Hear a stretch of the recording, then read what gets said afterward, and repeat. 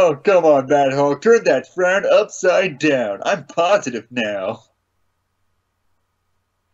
Well, I guess if you're positive, then that must mean I must be Bullwinkle. Yes, I am back, No, kids. sad.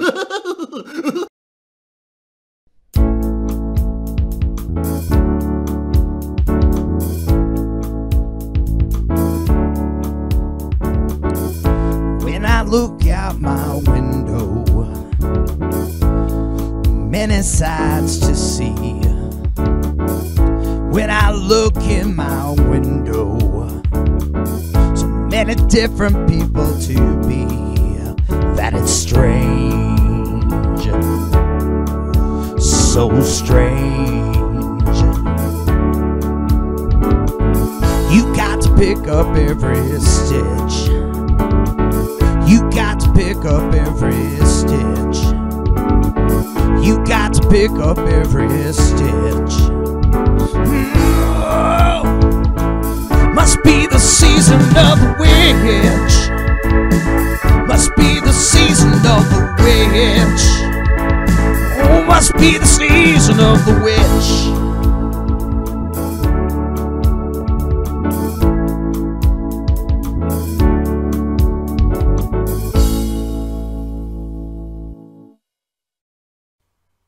It still looks like I'm ascending, but slightly less so. Maybe I am descending, which would make sense. Welcome to the Extemporaneous Team Yume podcast, which means basically we are going to avoid the current topics to facilitate a future publishing of this podcast without having to be concerned about timing. Which is good, because I'm about to go on a voyage. Oh no, I said it, damn it! I dated it already! Oh, dang. Yes. Well, whatever. It's... What's happening on your hand? Who's smashing things? My mother just came home, opened the door, closed it, like my bedroom door, and just left. Just to ruin your audio. Ah, well, this already had a fantastic start. By the way, about the mirror. It's about 3 consecutive podcasts that I forget to put down the mirror just as we are about to start. Yeah. And then I had to get up, put it down, and then actually start recording. Because, as you might have noticed for the bit that I decided to leave in for the beginning of this video, that mirror is kind of a problem. It's very reflective. Yes, and I don't know why there is so much light even after I put down the mirror. It's like it never left. Its presence is still haunting this very podcast, lurking, watching. Ah, my eyes.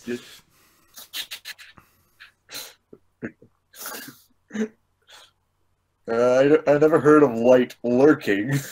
Maybe it's just your bright and shiny personality. Maybe it's the really bad internet connection, and I see your mom is still in the house. Yeah. I hear, I should say. What, do you have a surprise guest too? Maybe one of your many dogs? Like the one who disrupted our Let's Play of Puzzle Agent? Yeah, yeah, unfortunately, no, don't that. Good. Although this would be a video podcast, so we could actually see the cute pupper, and that means, I guess, that counts as production quality, or at least a gimmick. Yeah, you know? Sure. Right, so like I said, this is the Extemporaneous podcast, which means it's timeless. Quick, why boy, say something timeless. Suck it to me. What is wrong with you? Why? I don't know timeless stuff. I don't know why. Okay, so before the light takes my soul, let's try to record this show. the only time in which I don't have anything prepared for. So this will either be the best one or the worst one. Was that a bloody phone? Was that a... Oh my gosh! And away it goes. Yeah.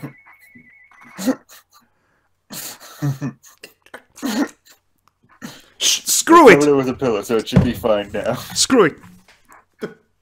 I'm playing my Nintendo Switch. That'll learn ya.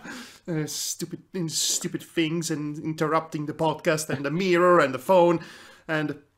Okay, I actually have a bit of a topic, but it's most of a 5 minutes long topic, to be honest. It's not something you can fill an entire podcast with. So... well, what's the topic? Well, today, a very non-specific day of the week, of the month, of the year, blank, blank, blank, I found out that the Nintendo shop actually has a gratuitous pinball arcade simulator. And when I say gratuitous, I actually would have to put out all of the quotation marks in that regard. Because, yes, you can download the game for free, but in order to play the entire game with all of its modes, you would have to buy separated packages containing various pinball tables in order to actually be able to play the game, essentially. And each package ranges in price between 10 to 20 euros, and that is absolutely preposterous and the scummiest of scums. So you've bought one of them for your Switch? No, I actually decided to just be contented with the one table that they had already in the basic game, which, to my surprise and delight, happens to be the Mary Shelley's Frankenstein licensed pinball machine from the 90s. Well, most of pinball machines are from before the 2000s, so yes. So they're all 90s, basically, and before. Well, yes. Already in the 90s, the pinball arcade market was crashing in favor of video game arcades, so already having these machines around to be played was miraculous. I distinctly remember back in the early 90s, I played a Judge Dredd machine. Yes, quite an experience. It was based off the comics, not the film starring Sylvester Stallone. It turns out the film would come out a couple of years later compared to the pinball machine, but I remember I played that, a classic arcade, one of the last remaining ones, and while everyone else was obsessed with your typical Street Fighter 2 or Cowboys of Moo Mesa, the classic timeless arcades, I would play the Judge Dredd machine. And look, speaking of machines, look at this. The Mary Shelley's Frankenstein pinball machine. It was quite a treat. Hold on.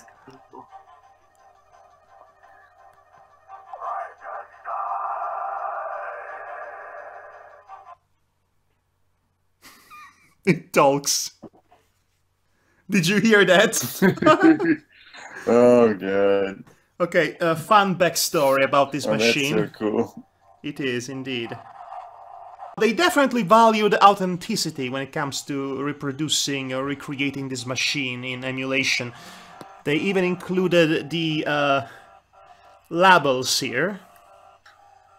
That's cool. I haven't played any pinball games in so long. Yes. I used to be crazy about pinballs, honestly. Especially just at any sort of arcade. There's just nothing like playing just a pinball game in real life. Indubitably. Still, this simulator here is a scam, so stay away from it. I can only play that one game without spending money. I would have to spend a fortune to play all of the tables available, which is too bad, because I've seen some classic titles available in that collection, like the Ghostbusters Premium, and the Doctor Who one, and basically all the pinball machines based off, licensed off Hollywood releases. Mary Shelley's Frankenstein was not the best Frankenstein, to put it generously. Okay, so nothing is different. We didn't switch from Discord to Skype, and we most certainly did not have connection problems resulting in that decision. No. Everything is normal. This is a complete disaster. Everything's happening right now. Everything that could go wrong is going wrong, and all because we decided a different day from our usual scheduled one. Yep, exactly. It's just the worst. Yeah, I guess the lesson is that kids, you should never try, because you will only fail. There you go. It's the best lesson of all. Don't you say that this podcast has no educational value whatsoever. I won't. It has all the education. Yes, it has all the educational value possible. Alright then, so... were you saying before we were not interrupted? What I was just saying, what I was doing today, I was basically going through all my animated movies to organize them. And I was just saying how I like collecting like weird knockoff brand just movies. Like, this is a collection of like Little Mermaid, Alice in Wonderland. Wouldn't they have their name on the DVD at least? They should, but it's been covered by another like production company called Gaia. Basically, just Gaia just took all these movies, just slapped onto a DVD, just like, here you go.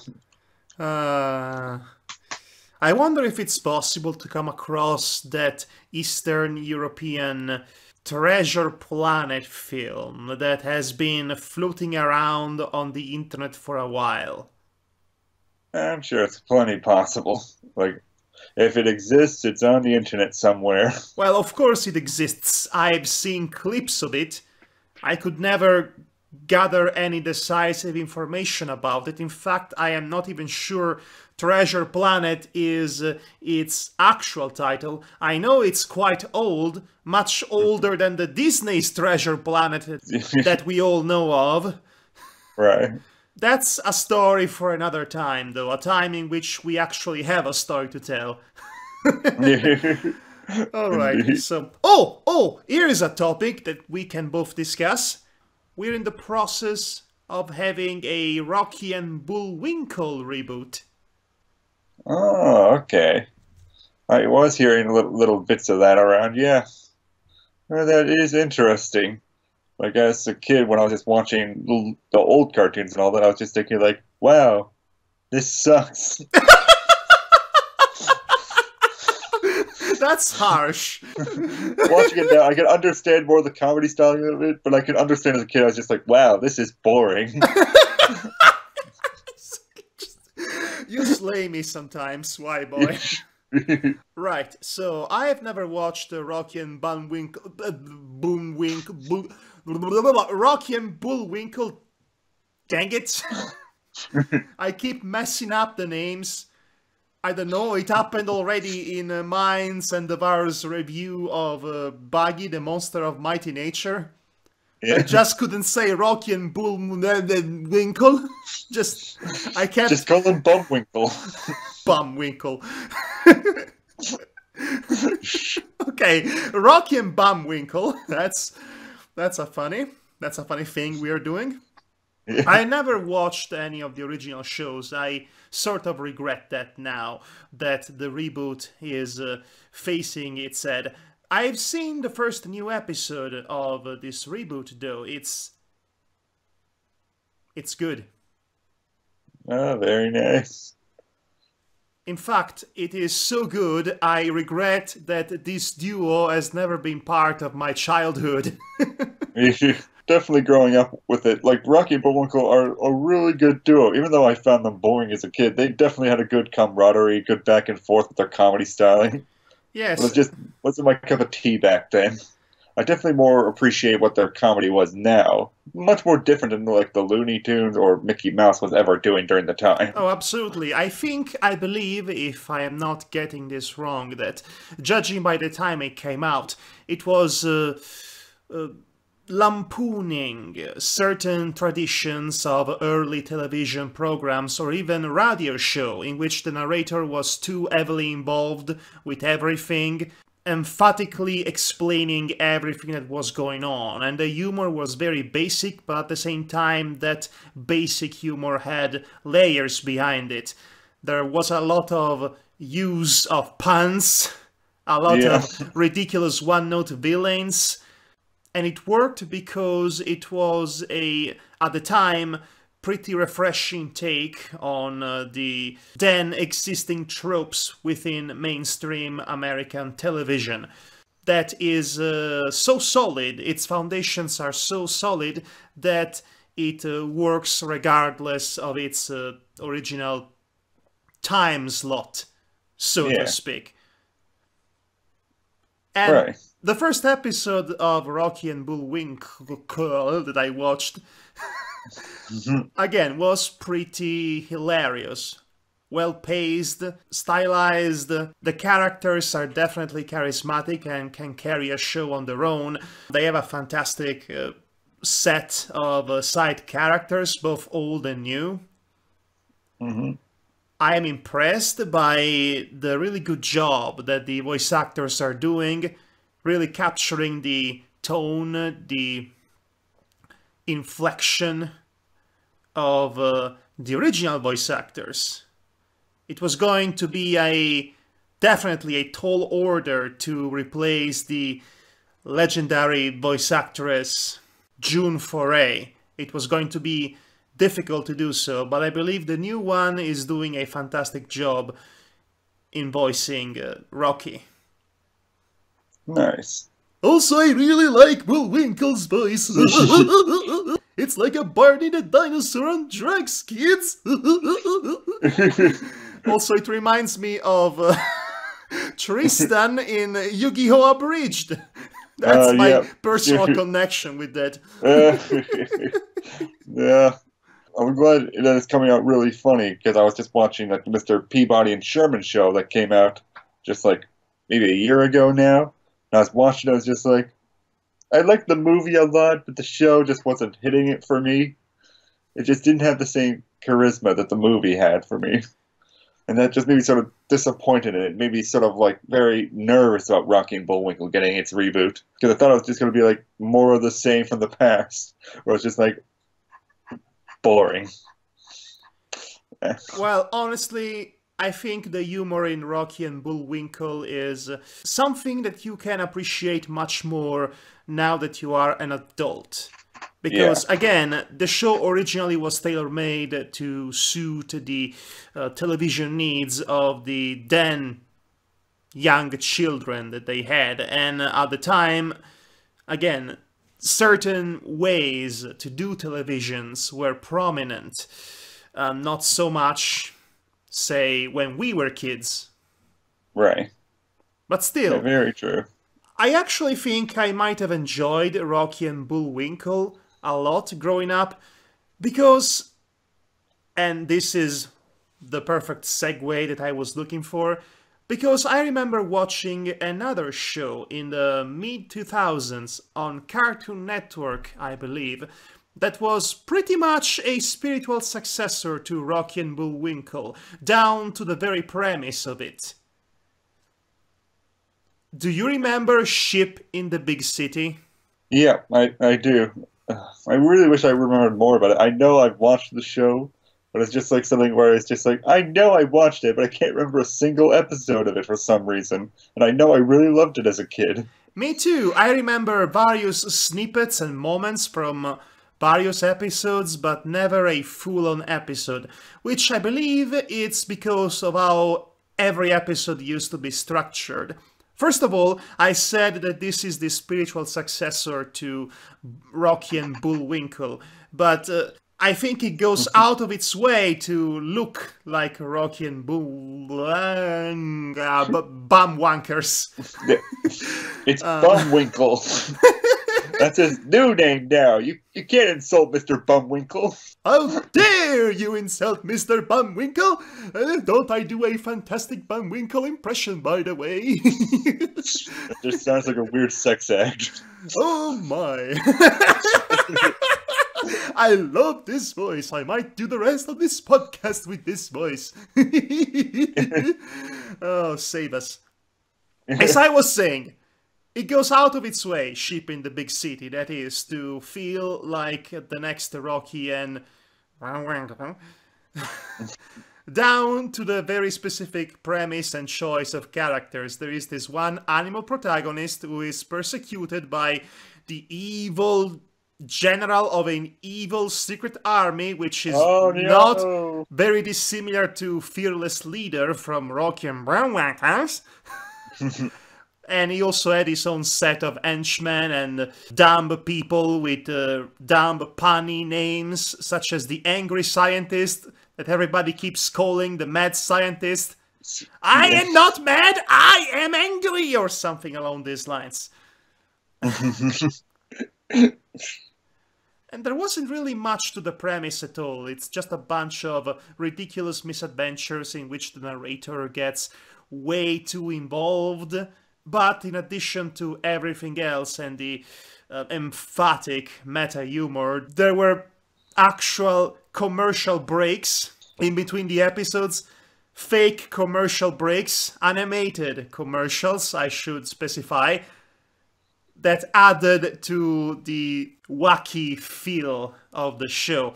And maybe that's why I remember so little of each episode, because each episode was structured in such a way that it felt less like a cohesive whole and more like a sum of its parts.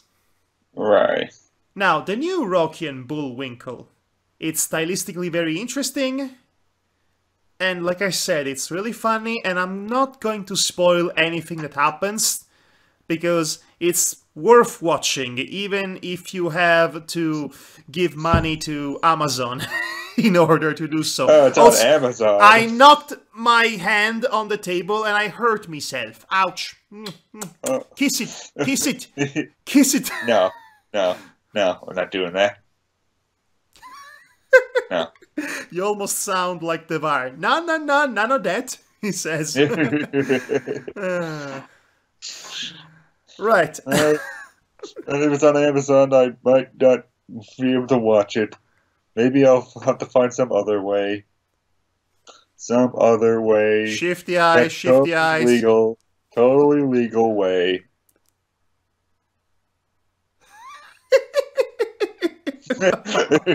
oh dear Lord.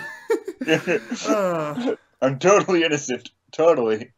Right. Well, changing topics from Rocky and Bullwinkle, or whatever his name is, I don't even know anymore. You do. I really like this voice now.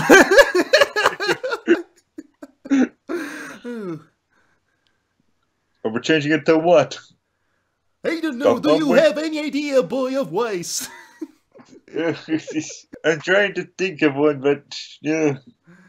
I think I broke you with that Bullwinkle impression. It makes it hard to think when I'm laughing at the stupid voice. What are you saying? My voice is not stupid. My voice, I'll have you know, it is very soothing. Listen to how soothing my voice is. Oh, God. It's about as soothing as needles under my nails. Just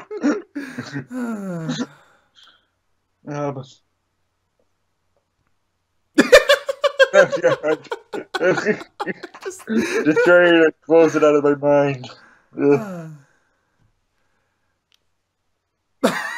Yeah, I've been dealing with a little bit of a head cold as well, so yeah. This is going to be an entire podcast of me laughing at you at this rate. Yeah. Meanwhile, I too am going to think of something. I'll be right back. Yes! Yeah. Well, let's see, I have a few things here. Let's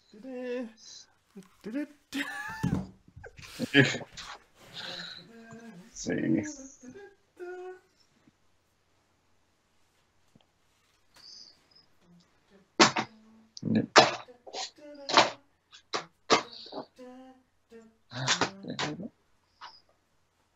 Oh, well, what do we have here? What do we have here? What do we have here? Indeed. We have something here. Definitely What's that? something here. It's definitely something that I have here, and I'm going to show it to you. Okay. Look at this. Look at this. Z question mark. Oh yes, you can tell by the cover. It's Johnny the Homicidal Maniac by John and Vasquez. So back in the day in which we had a exclusively comic-related podcast, the Paper Pit, which, by the way, at this point, the Paper Pit has just become a collection of tweets, a moment on Twitter, if you saw. Originally, it was a video review series, then I decided, let's try the podcast route. It's not like I have already enough podcasts as it is. Yeah. And then it's just that now. But anyway, so back in the day, I was actually trying to collect material for our Paper Pit podcast, and thus I decided maybe it's time I finally get around to read Jean and Vasquez. A bug. There was a bug. John and Vasquez, Johnny the Homicidal Maniac. I did not like it. Here's the deal. I might have liked it when I was a miserable emo college kid, which is about the time where this was written, when Vasquez himself was a miserable emo, well, goth college kid. It's... well, the art style, it's John and Vasquez, so it's edgy in the good sense, as in it has literal edges. The hyper-stylized art style in that sense. In the literal sense, it has edges. Very underground quality to it. It definitely... It smells of an independent comic all through and through. And I can appreciate that. I am a scholar of good quality art, as you know. Very nice. Now, the writing is another story altogether, because... How do I put it? It's pretentious as all get out. So, definitely written by a pretentious goth college student.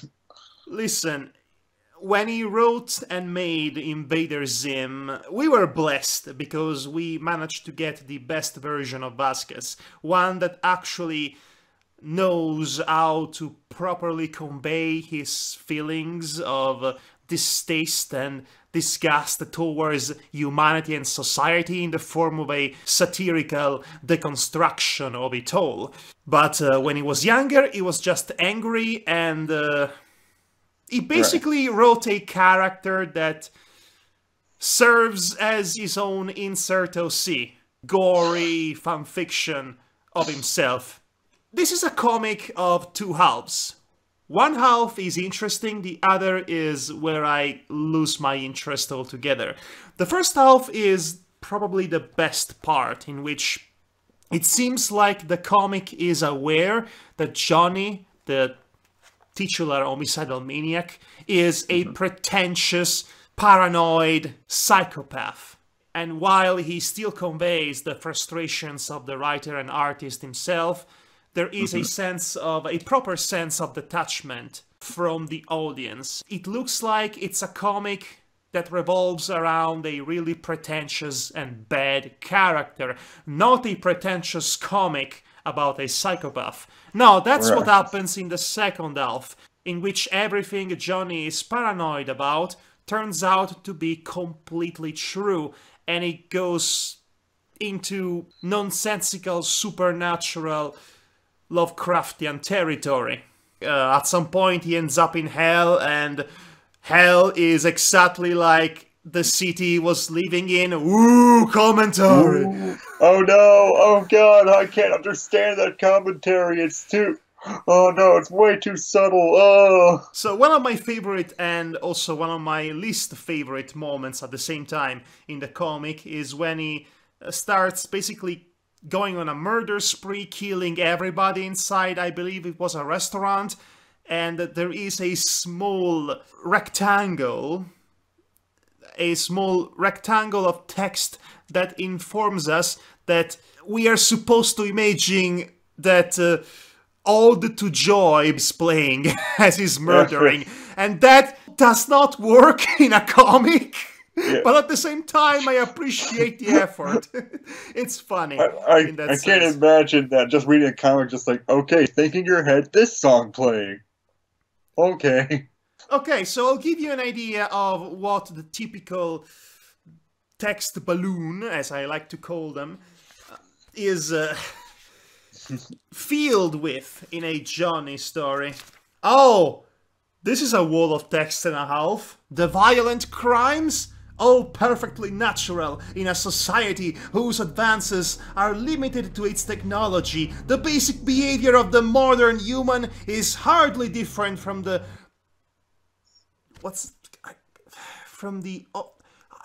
I cannot understand some of the words here. Look at the lettering.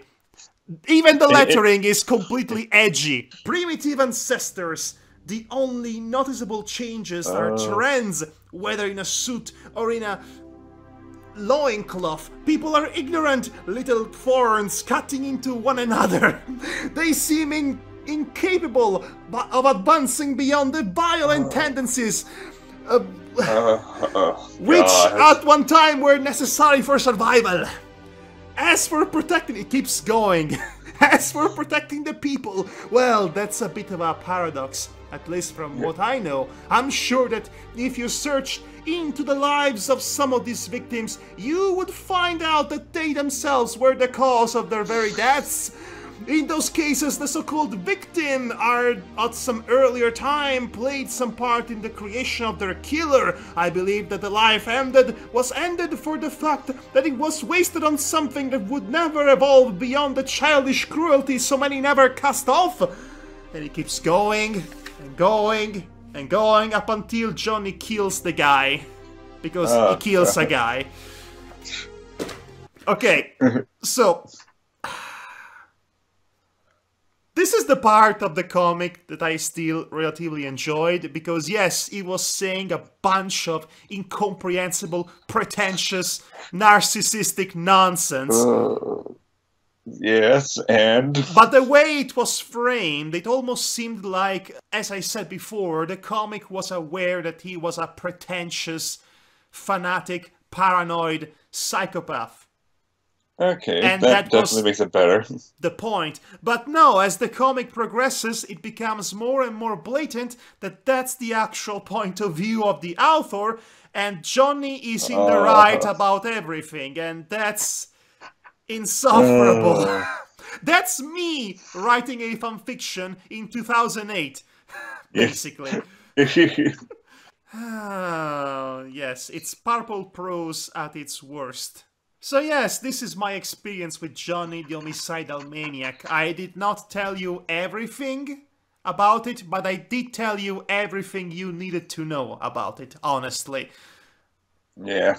I know it has its cult following, and those people are probably going to be mad at me for not getting it. Oh, I get it. See here, you're gonna get mad at you, see here. What, are the people liking this comic 1920s gangsters? Hey, you don't know. Maybe they're all 1920s gangsters with just their fists. They're like, fisticuffs, see? Maybe Bullwinkle is a fan of this comic. Yeah, we're gonna get Bullwinkle out here. He's gonna Bullwinkle you. See, he's gonna Bullwinkle you, see? I'll shiv you, see? You get to prison, see? I'll shiv you alive, see? You're gonna be winkling with the fishes. Oh my god. This could be the best podcast we've ever done. Just unwinding, saying a bunch of nonsense. Technical problems, your mother destroying the entrance door, apparently, and Yeah. not switching to Skype, which I think it's something that we might do more often, because the connection has never been more stable, honestly. Yeah, really. Yeah, this has been really good. Maybe Skype has finally cleaned up their act a little bit. You see, the And now problem with Discord is that it emphasizes the highest possible quality of the audio exchange between the two parties, but that often comes at the price of a stable, consistent connection, whereas Skype, the audio quality in the call tends to be significantly lower, but it's consistent enough that it avoids problems that you would have with Discord. At the end of the day, Discord is much more recent than Skype, so it's getting its act together. Right. But anyway, Johnny the Pretentious Maniac. I cannot not recommend it enough. The art style is neat, and you can definitely see where Invader Zim is coming from, but it's fascinating to see what Jonan Vasquez can be like when he's completely unchecked and uncontrolled and unfiltered, as it were. Right. You can have moments like this woman having her entire throat filled up with kitchen knives, for example. I see it. Oh, that's lovely. It's definitely something that if you were a angsty teenager or college kid would have appreciated a whole lot in a very different manner compared to an adult with common sense. I just imagine just someone with the hair over the eye thing, just like, this speaks to me. It totally speaks to me. Oh, those knives are sharp, just like my soul. Hold on, let me get more hair. Yeah, so, as I was saying, this comic is totally cool and all that. It really speaks to my dark and suffering soul, and I can relate to the struggles of the main character living in a world full of sheeple, and they all deserve to die. I wish the entire world would disappear right now, and Johnny is going to kill me, and so I can go to hell and live happily in hell, because that's totally how it works, and we should all totally glorify and fetishize homicidal maniacs, because that's what our mainstream media has taught us to do. And if this comic was actually about that, it would have been brilliant, but it really isn't. It's just about a guy who's pretentious and murders people while being pretentious. And then everything he's pretentious about turns out to be completely true, and the comic basically loses itself in a sea of edgelordiness. Oh, God. am I edgelordy enough with this hair? No, unfortunately not. You got to do it like one side of it. If you do both sides, you're not edgelord enough. I'm going full edgelord here. Both sides. But everyone knows edgelords do only one side. Because they got to show off their other eye to basically show disdain for the world. Yes, maybe if you're a grandpa golf. Going blind with air in your face is the new golf. Well, whatever. Exactly. Okay, okay. Get this air off my face. Shish. Get all the hair on my face. Cousin Hit? Hey there. Hey. Wait. Okay, we'll be doing the rest of this podcast like this. That should be fun. Yeah, that's why I'm getting a haircut. I am Emo Bullwinkle. Feel the pain of my burning and miserable soul. Upon your own miserable soul. Oh no, I'm going to cut myself now with my invisible knife. Oh, Look at the invisible blood. Look at the PG-13 blood that doesn't exist. Oh! he's gonna do the hair flip. Hair flip. Can I flip my... I don't know if I can flip my hair, but I'm trying. I Jeez. flipped my hair mostly. I just lost a little bit of it in my eyebrow. I am losing brain cells the more I'm doing this nonsense. Okay. Oh. Okay. I'm almost willing to do my Zombie Outlaw review right now. Might as well. Go No, ahead. no, I will not be doing right now that thing. That one deserves its own 2 hours long podcast. Oh, God. And also, you have to read the comics as well. I happen to have the scans, mind you, so that you can actually contribute to the discussion for a change. Ah, dang it. Yes, you have to do your job as a co-host, mate. Yes. Fine. I'll do that. I guess. Life's paid. Life is hard. You know, life is paid and all that. I wish so bad that you were around when me and my friends of the Team Yume read the entirety of My Immortal by Tara Gillespie, the most infamous fanfiction perhaps of all time, and definitely a treasure of idiocy. It is so good in how it's bad. I can imagine it's that bad. So I am glad I'm finally putting to rest this comic that has been sitting on my shelf for a while now. Although it was in the most dismissive way possible, honestly. Which I feel kind of bad. Okay, I don't feel bad anymore. Yeah, it's pretentious already. Why give it the time of day to really analyze it? It's just what it wants. Well, there is a lot to take from this comic that should be interesting and ripe for analysis, including, you know, all the misgivings and misguidedness that constitute the background of it. Or the artistic style and how Jonan Vasquez has evolved as a creator ever since then, which he did. Like I said, Invader Zim is good because it is a relatively filtered version of Jonan Vasquez that actually has a direction in whatever commentary it was going for. So that's good. Invader Zim was good. Yeah.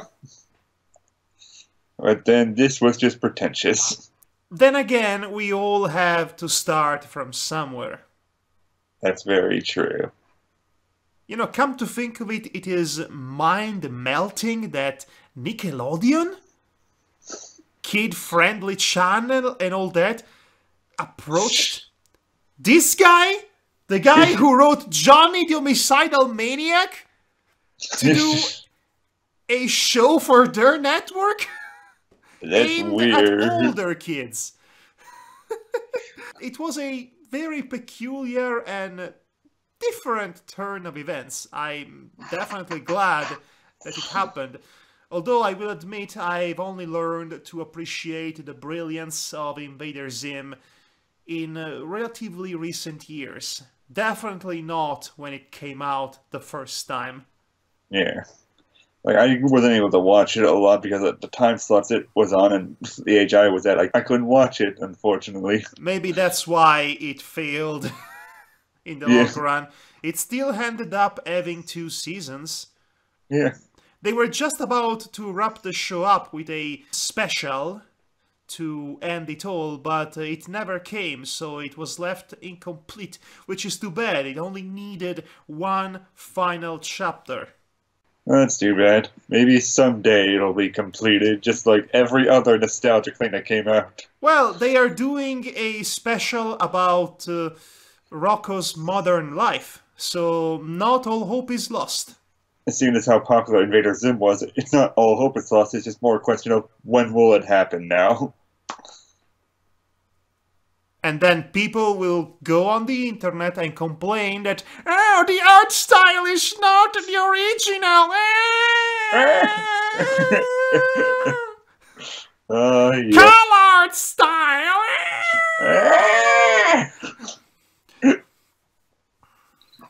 My soul is full of pain and suffering. Oh no. Okay. I think we're done here. That was a podcast, I think. I think it was.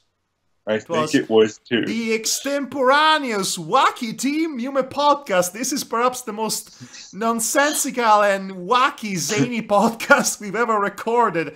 Woo! I am glad. Hopefully it will be fun for people to listen to. Next time it's going to be back to basics, to the original format and whatnot. Although I think we may have jumped the shark. Yeah. Look, flip that air one more time. No. You might just No. you might just take flight. I was about to say, but then the headphones just woo, It blew everything off. I'll hold on to my headphones this time. Oh. There we go. Yeah. Oh. It's now time for the plugins. Oh man, it's just gonna cause me to have hope, but then it'll die. Come on. Sigh. You should still do the plugins because you never know. Maybe an homicidal maniac will come to save your soul from this eternal damnation that we call life. Oh, that sounds freaking sweet. Freaking sweet, man. Yeah. So, I can plug my site, toongrin.com or whatever. Animation Toon review. Green? It's too happy, man. It's not Toon Green. It has to be a Toon Scowl at the very least. How dare you? I'm doing it ironically. It's named ironically like that. Oh yes, God. I guess we're in 2009 still. Irony is still a thing, right? I keep exactly. forgetting. God, yeah, go to toongrin.com. It's got Cartoon Corner, near reviews, watching stuff, and we review stuff that makes us sad. If you want to be sad too, go over there and watch some stuff. Yeah.